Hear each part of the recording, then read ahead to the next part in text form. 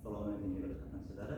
Bugungi kun tartibidagi masalamiz Agrobank nomidan chiqayotgan produktlar bo'yicha ma'lumot beradigan sizlarga.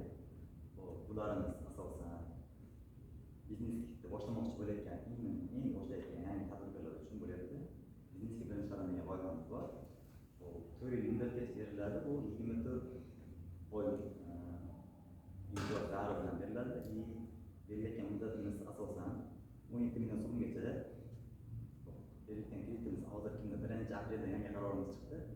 2% ayollar xotin-qizlar uchun yengillashtirildi. Ya'ni umumiy berilgan tartiblarimiz 25 bo'ladigan bo'lsa, xotin-qizlar uchun 1-aprelda prezident yangi qaror bo'yicha 2% arzonlashdi. Bu biznes boshlayotgan ayollar uchun. Bundan tashqari mahalla loyihamiz bor, 50 million so'mgacha beriladi.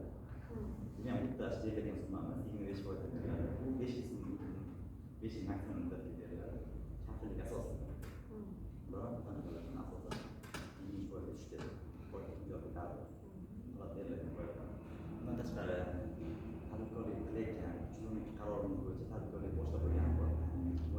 Kengaytirmoqchi bo'layotgan tadbirkorlar uchun bor.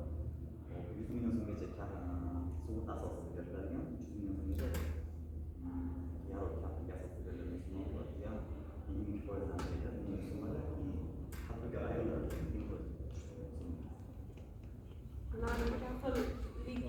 mahalladan berilgan kaftalik ulardan sug'urta qilgan bo'ladi. Kaftalik kelganmasda sug'urta oladi. Bu ham bank produktlar bor. Onlayn kredit karta deganlarimiz bor. Ularga asosan onlayn boshqa hujjat olmoqchi bo'lsa, doimiy davom etgan xodimlar uchun beriladi. Bu kaftalik sug'urta asosida yoki bo'lmasa fuqaroning kafilligi asosida beriladi. hozir men endi mana shu onlayn qarzimni xotin-qizlar